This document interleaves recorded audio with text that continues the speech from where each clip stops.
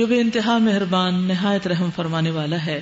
الم نشرح لك صدرك ووضعنا عنك وزرك الذي انقض ظهرك ورفعنا لك ذكرك. اے نبی صلی اللہ علیہ وسلم، کیا ہم نے تمہارا سینہ تمہارے لیے کھول نہیں دیا؟ اور سینے کا کھلنا تو سب سے بڑی نعمت ہوتی ہے. اور تم سے وہ بھاری بوجھ اتار نہیں دیا جو تمہاری کمر توڑے ڈال رہا تھا. یعنی جب تک نبوت نہیں ملی تھی آپ غار حرا میں ہوتے تھے اور پریشان ہوتے تھے کہ یہ دنیا کس نے بنائی ہے اور اس کا اصل الہ کون ہے، معبود کون ہے. شرک سے آپ بیزار تھے، مشرکین کے ساتھ آپ کی دلچسپی نہیں تھی. تو اللہ سبحانہ وتعالیٰ نے وہی اتار کر آپ کا سینہ کھول دیا. جبریل علیہ السلام نے آپ کو ساتھ لگا کر بھیجا اور آپ کو جو پڑھوانا چاہا آپ نے اس کو پڑھا. اور اس طرح آپ کے لیے وہ بوجھ جو دور جاہلیت میں آپ کے اوپر تھا، جس میں رب کی پہچان پوری طرح صحیح نہیں تھی، وہ آپ سے ہٹ گیا. حقیقت یہ ہے کہ ہر درد دل رکھنے والے انسان کے سینے پر یہ بوجھ ہوتا ہے جب وہ اپنے رب کو پہچاننا چاہتا اور پہچان نہیں پاتا، اور جب پہچان لیتا ہے تو اس کی یہ پریشانی دور ہو جاتی ہے. اور تمہاری خاطر تمہارے ذکر کا آوازہ بھی بلند کر دیا. یعنی نبی صلی اللہ علیہ وسلم کی شہرت چاروں طرف کر دی گئی. بس حقیقت یہ ہے کہ تنگی کے ساتھ فراخی بھی ہے.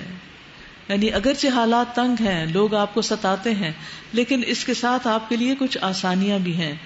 ان میں دنیا میں تو جو ہیں، لیکن جنت کی امید اور اللہ سبحانہ وتعالیٰ کے ساتھ ایک تعلق. یعنی انسان جب دنیا والوں کے رویوں سے گھبراتا ہے تو کیا چیز اس کو ٹھنڈک دیتی. دیکھیے جب سب سے زیادہ آپ کا دل ٹوٹتا ہے نا، اس وقت جب آپ اللہ کو پکارتے ہیں تو سب سے زیادہ اچھی طرح پکارتے ہیں اور بہت خوشی کے ساتھ پکارتے ہیں. یعنی یوں لگتا ہے جیسے اللہ واقعی شہرک سے بھی قریب ہے. تو ایسے میں انسان کو پریشان نہیں ہونا چاہیے. تنگی ہو، آسانی ہو، بس رب راضی رہے، یہ فکر رہنی چاہیے. فَإِنَّ مَعَ الْعُسْرِ يُسْرًا إِنَّ مَعَ الْعُسْرِ يُسْرًا. بس بے شک تنگی کے ساتھ آسانی ہے، بے شک تنگی کے ساتھ آسانی ہے. فَإِذَا فَرَغْتَ فَانْصَبْ وَإِلَىٰ رَبِّكَ فَارْغَب. لہٰذا جب تم فارغ ہو تو عبادت کی مشقت میں لگ جاؤ اور اپنے رب ہی کی طرف رغبت کر لو. یعنی یہ نہیں کہ ایک عبادت کے بعد دوسری عبادت کے لیے پھر چھٹی. ہم تو 4 دن کام کرتے ہیں تو 5ویں دن چھٹی کا مطالبہ کرتے ہیں، اور اگر رمضان سارا کام کر لیں تو پھر رمضان کے بعد زیادہ چھٹیاں چاہتے ہیں. اللہ سبحانہ وتعالیٰ کیا چاہتا ہے؟ فَإِذَا فَرَغْتَ، ایک مشن مکمل ہوا تو کیا کرو؟ دوسرے کی طرف چل پڑو. فَانْصَبْ، تھکاؤ اپنے آپ کو، خوب توڑو اپنے آپ کو. وَإِلَىٰ رَبِّكَ فَارْغَب، اور اپنے رب کی طرف رغبت کرو. مومن کی زندگی میں کوئی چھٹی نہیں ہوتی، کیونکہ مومن کی زندگی ایک بامقصد زندگی ہے. اسے اس زندگی میں اپنی آخرت کے لیے کچھ بنانا ہے. وہ یہاں فارغ رہ کر اپنا وقت ضائع کر کے نہیں جاتا. سورۃ التین مکی سورت ہے. بسم اللہ الرحمن الرحیم. والتین والزیتون وطور سینین وہذا البلد الامین لقد خلقنا الانسان فی احسن تقویم. قسم ہے انجیر اور زیتون کی اور طور سینا کی اور اس پرامن شہر کی. یعنی وہ جگہ جہاں انجیر اور زیتون اگتا ہے، جہاں بہت سارے پیغمبر آئے، اور پھر جہاں موسیٰ علیہ السلام کو نبوت ملی، اور یہ مکہ کا شہر جس میں نبی صلی اللہ علیہ وسلم کو نبوت عطا ہوئی. لقد خلقنا الانسان فی احسن تقویم. تو یہ بات ہے جس پر ان پچھلی ساری چیزوں کی قسم کھائی گئی کہ انسان کے بہترین ساخت پر پیدا کیے جانے کو، یعنی اس پر قسم کھائی گئی کہ انسان کو اللہ تعالیٰ نے سب سے اچھی حالت میں پیدا کیا ہے.